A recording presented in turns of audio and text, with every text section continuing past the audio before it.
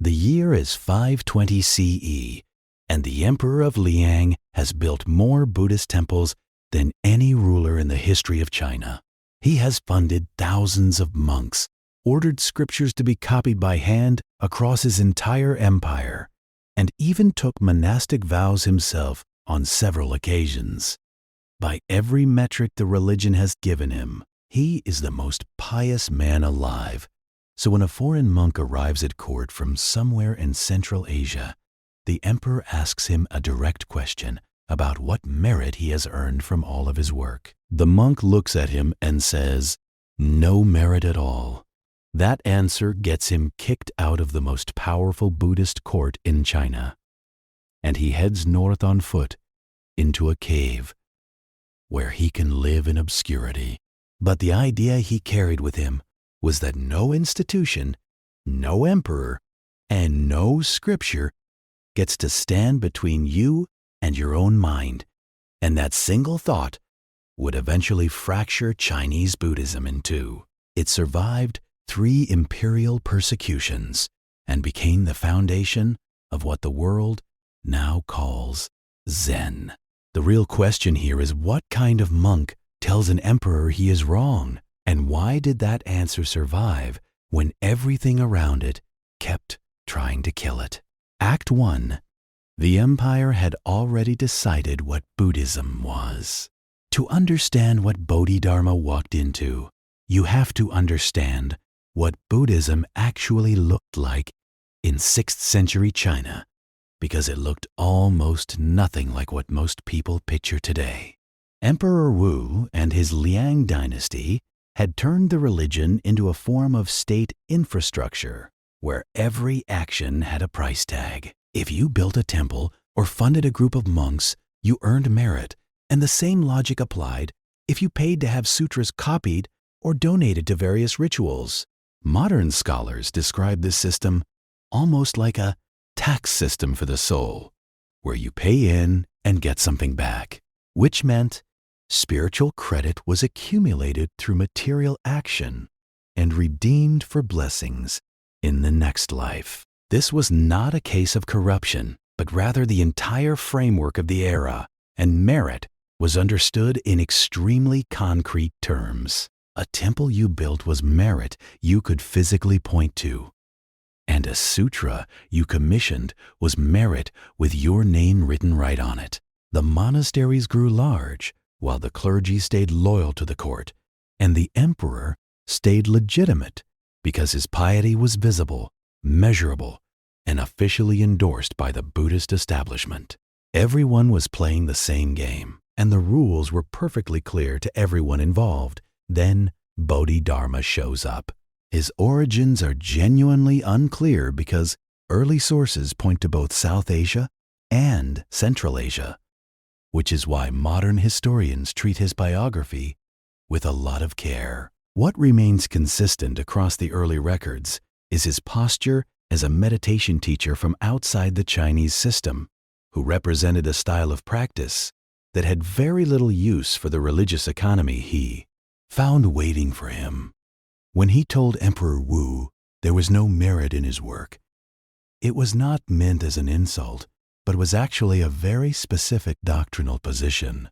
His argument was not that charitable acts are worthless, but rather that doing anything for a reward misses the point entirely, even if that reward is spiritual. Merit accumulated through self-interest is still just self-interest, and from Bodhi Dharma's view, the emperor was not practicing Buddhism so much as he was just shopping. That was basically heresy in a culture where the emperor's religious spending was a pillar of his political legitimacy.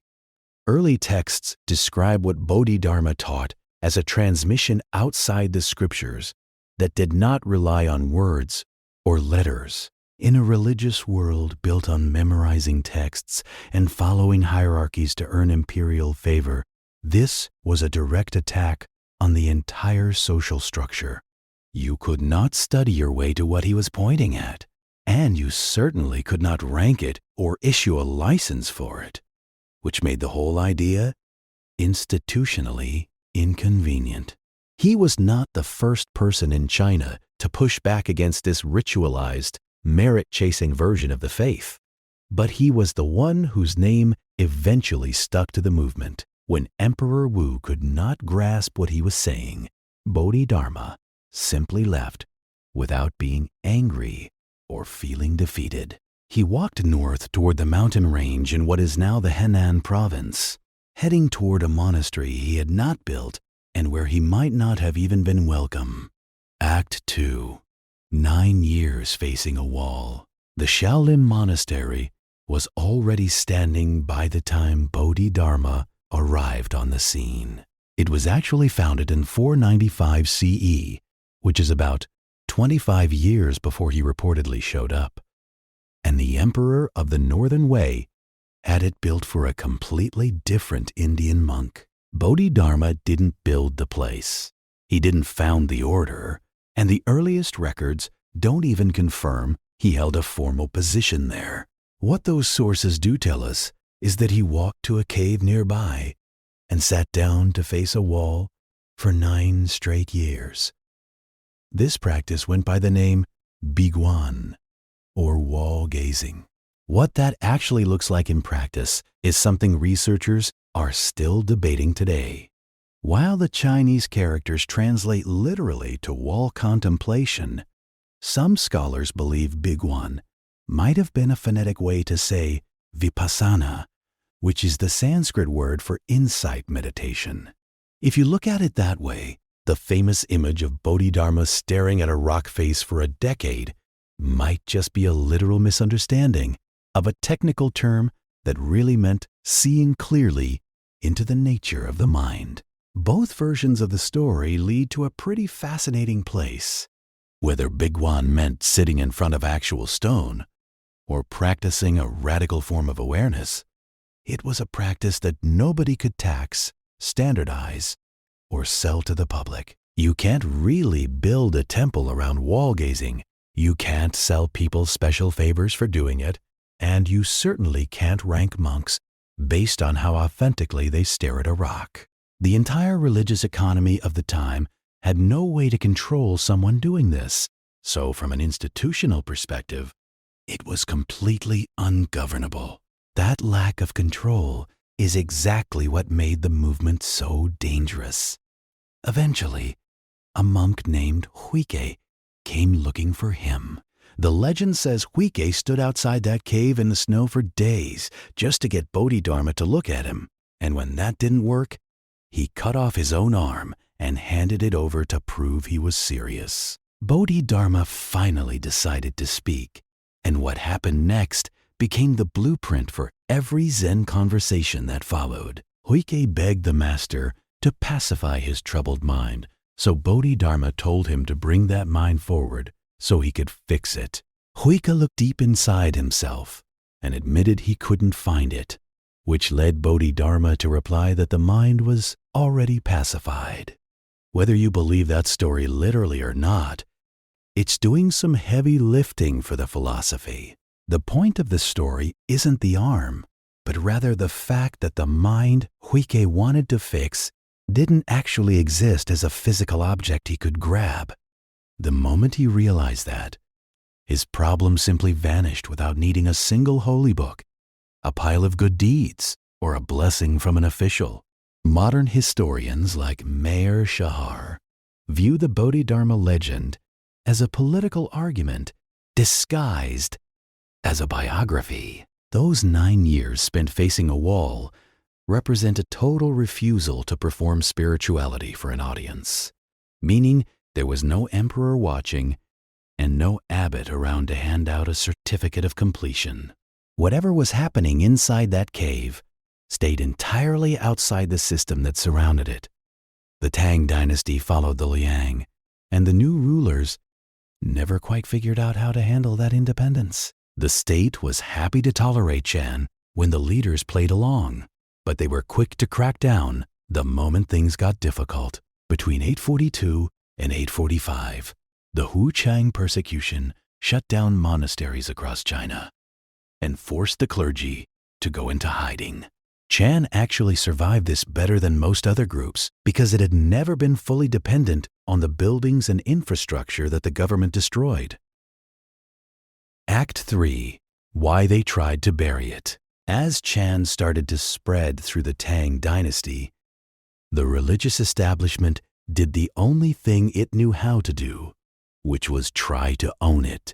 By the 8th century, the movement had split into two rival factions known as the Northern and Southern schools, and their fight wasn't really about reaching enlightenment. It was a battle over money and status, because whichever lineage won the emperor's favor got the best monasteries and the most funding.